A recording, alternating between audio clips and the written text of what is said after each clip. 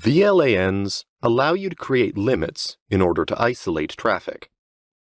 When designing the network, VLAN must be considered carefully. The access layer of Cisco switches supports up to 64, 256, or 1024 VLANs. This maximum number of VLANs depends on the switch.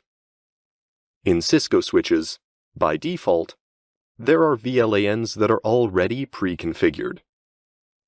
The default VLAN for switches is VLAN 1. Moreover, the CDP protocol uses it to discover its neighbors. A good security practice is to separate the management of the switch from the users.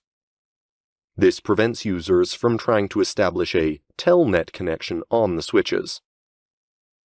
To be able to administer a switch remotely, you must configure an IP address for it. This IP must be in the management VLAN, which is VLAN 1 by default. It is also highly recommended to modify the native VLAN by default by another VLAN, for example 99.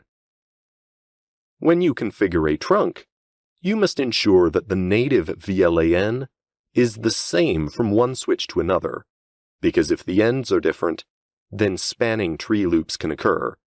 In this case, the iOS will report errors on the console. The DTP protocol helps to automatically negotiate the port in access mode or in trunk mode. There are two types of mode for this.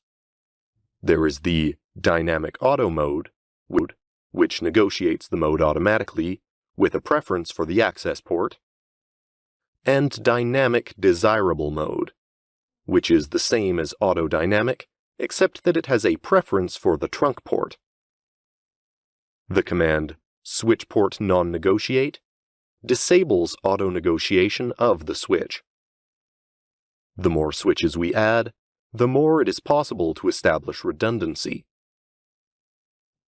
Connecting two switches to the same network segments ensures continuity of service if there are problems with one of the segments. Redundancy helps ensure and improve network availability. But the problem is, with poor design, network loops can occur. In a switched network, that is to say, where there are several switches, the Ethernet frames must have only one path between 2 points. This is called a loopless topology. For example, on this topology, a frame which leaves the PCA to go toward the PCB can either pass by the segment 1 or by 2, so we have a network loop.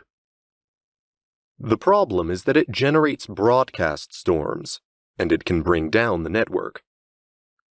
When a broadcast storm occurs, all the links get saturated because the broadcasts run in circles on the loops, and the switch MAC tables go completely crazy.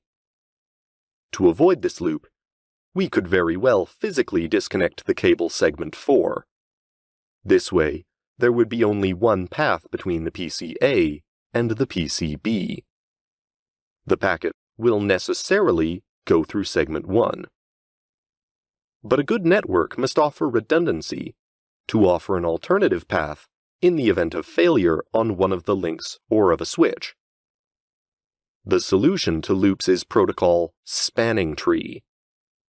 It is a layer 2 network protocol which makes it possible to have a topology loop-free, even with redundancy.